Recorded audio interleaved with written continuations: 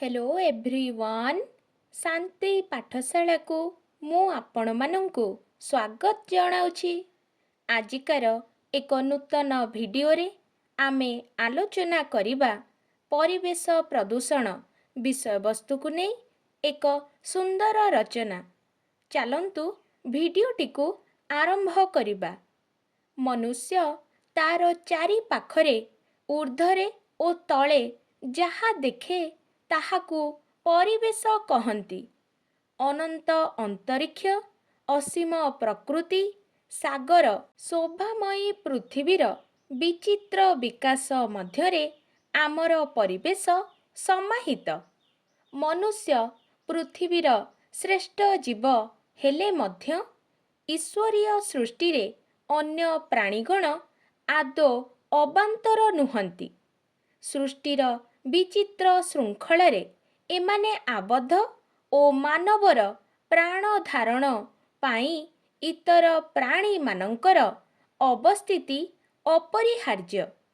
सहावस्थान जनित संगतिरे सृष्टि सुंदर ओ शोभनीय। प्रकृति जीवजंतु ओ मनुष्यर समाहारे परिवेश सृष्टि। जन्म ओ मृत्युर पृष्ठभूमि रे परिवेश परिवर्तनर अनाहत लीला संगठित हेउछि। तेबे एही संतुलन विपर्यस्त हेले मनुष्यर स्थिति जे विपन्न होई उठिब एथिरे संदेह नाही। आधुनिक कालरे ज्ञान ओ विज्ञानर विकास क्रमे प्राकृतिक परिवेश द्रुत गतिरे क्षयप्राप्त हेउछि। फलरे पृथ्वीर भविष्यत संकटापन्न होइछि। परिवेशविद मानंकर आशंका मनुष्य परिवेश सुरक्षा दिगरे यत्नशील न हेले एही सुंदर पृथ्वी, सबुज प्रकृति, सुनील सागर, नीलाभ गगन पट एवं जीव सृष्टिर श्रेष्ठतम प्रकाश मनुष्य समाज तार अस्तित्व हराई बसिब। प्रदूषण को तीनिटी मुख्य भागरे विभक्त करा जाइछि, यथा जल प्रदूषण, वायु प्रदूषण ओ शब्द प्रदूषण। भारत वर्ष को सागर वस्त्र भली घेरिछि। सागर व्यतीत नदी ओ ह्रद हेउछि जलर अन्य दुईटी उत्स। जल मनुष्य तथा प्राणींकर जीवन।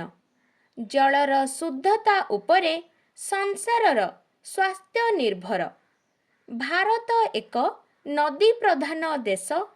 नदीर उपयोगिता अनस्वीकार्य, किंतु शिल्प समृद्ध जनबसति सहर गुड़िक नदी उपकंठरे गढ़ी उठिबा द्वारा सेथिरु वर्ज्य वस्तु नदी जलरे मिसी प्रदूषित कराए। काश्मीर डाल ह्रद, दाक्षिणात्यर पेरियार ओ छलियार ह्रदर जल प्रदूषण मुक्त नुहे। ओडिशार मधुर ह्रद चिलिका मध्य समदशापन्न।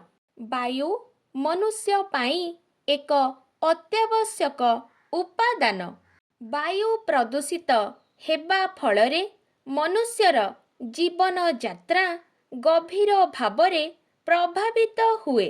जंगल गुड़िक क्षय, जनसंख्या वृद्धि, कोइलार अत्यधिक उपयोग जोगुं वायु प्रदूषित हुए।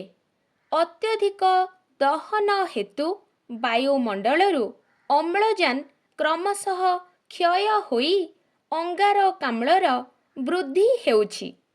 प्रदूषणर अन्य एक उदाहरण हेउछि शब्द प्रदूषण। मनुष्य ओ जीवजंतु उपरे एहार प्रभाव गभीर। प्रबल चित्कार, पाटीर गर्जन, आणविक विभाजन जनित प्रचंड आंदोलन शांत पृथ्वीर बक्षको प्रकंपित करुछि। फलरे ମହାଶୂନ୍ୟରେ ଥିବା ଇଥର ଅଶାନ୍ତ ତଥା ଉଦ୍ବେଳିତ ହୋଇ ଉଠୁଛି। ଏହାର ମନ୍ଦ ପରିଣାମ ମନୁଷ୍ୟକୁ ଭୋଗ କରିବାକୁ ପଡ଼ୁଛି। ପ୍ରତ୍ୟେକ କ୍ରିୟାର ପ୍ରତିକ୍ରିୟା ରହିଲା ପରି ପ୍ରଦୂଷଣର କୁପରିଣାମ ରହିଛି। ପରିବେଶ ପ୍ରଦୂଷଣ ଦ୍ୱାରା ପୃଥିବୀ ପୃଷ୍ଠର ପ୍ରାଣୀ ଓ ଉଦ୍ଭିଦ ଜଗତ ଘୋର ସଙ୍କଟର ସମ୍ମୁଖୀନ ହୋଇଛି। ପ୍ରଦୂଷିତ ଜଳ ଗ୍ରହଣ ହେତୁ ହଇଜା, ଟାଇଫଏଡ୍, ଡାଇରିଆ ପ୍ରଭୃତି ମାରାତ୍ମକ ରୋଗ ବ୍ୟାପିଥାଏ। ଜଳୀୟ ପ୍ରଦୂଷଣ ଜଳରେ ଜୀବମାନଙ୍କର କ୍ରମ ବିଲୁପ୍ତିର ଏକ ପ୍ରଧାନ କାରଣ। ନଦୀ ଓ ନାଳ ଦ୍ୱାରା କଳକାରଖାନାରୁ ନିର୍ଗତ ଦୂଷିତ ଓ ବିଷାକ୍ତ ପଦାର୍ଥ ସମୁଦ୍ରରେ ମିଶିବା ଦ୍ୱାରା ପୃଥିବୀର ନୈସର୍ଗିକ ଜଳ ଭଣ୍ଡାର ଗୁଡ଼ିକ ପ୍ରଦୂଷିତ ହେବାରେ ଲାଗିଛି। କଳକାରଖାନା, ମଟର ଯାନବାହନ ଆଦିରୁ ନିର୍ଗତ ଧୂଆଁରେ ଅଙ୍ଗାରକାମ୍ଳ, ମିଥେନ୍ ପ୍ରଭୃତି ବିଷାକ୍ତ ବାଷ୍ପ ରହିଛି। କ୍ରମାଗତ ଭାବରେ ଏହା ନିର୍ଗତ ହେଉଥିବାରୁ ପୃଥିବୀର ଚାରିପଟେ ଘେରି ରହିଥିବା ଓଜୋନ ସ୍ତରରେ ରନ୍ଧ୍ର ବା ଛିଦ୍ର ସୃଷ୍ଟି ହେଲାଣି।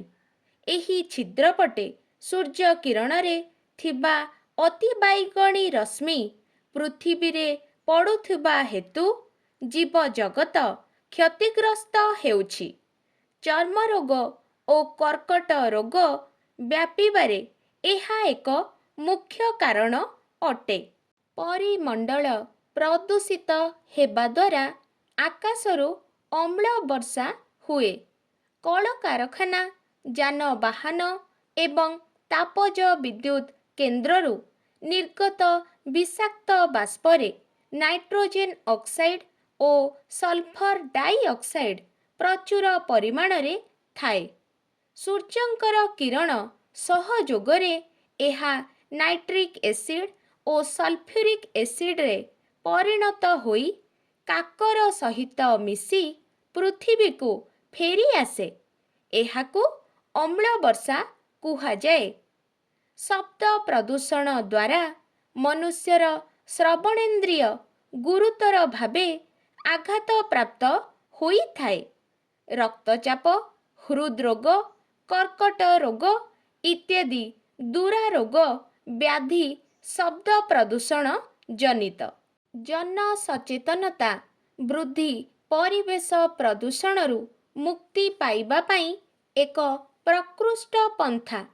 ଉଭୟ ସରକାରୀ ଓ ବ୍ୟକ୍ତିଗତ ସ୍ତରରେ ଏଥିପାଇଁ ଉଦ୍ୟମ ହୋଇଛି। ପରିବେଶ ପ୍ରଦୂଷଣ ହେତୁ ସଂସାରରୁ କେତେକ ବିରଳ ଜୀବ କ୍ଷୟପ୍ରାପ୍ତ ହୋଇଛନ୍ତି। ତେଣୁ ଆନ୍ତରିକତାର ସହ ପ୍ରଦୂଷଣରୁ ମୁକ୍ତି ପାଇବା ପାଇଁ ଉଦ୍ୟମ ଅବ୍ୟାହତ ରହିବା ଦରକାର। ଆଜିକାର ଭିଡ଼ିଓଟି ଆପଣଙ୍କୁ କିପରି ଲାଗିଛି କମେଣ୍ଟ ମାଧ୍ୟମରେ ନିଶ୍ଚୟ ଜଣାଇବେ ଏବଂ ଲାଇକ୍, ସେୟାର, ସବସ୍କ୍ରାଇବ୍ କରିବାକୁ ଜମାରୁ ଭୁଲିବେନି। ଧନ୍ୟବାଦ।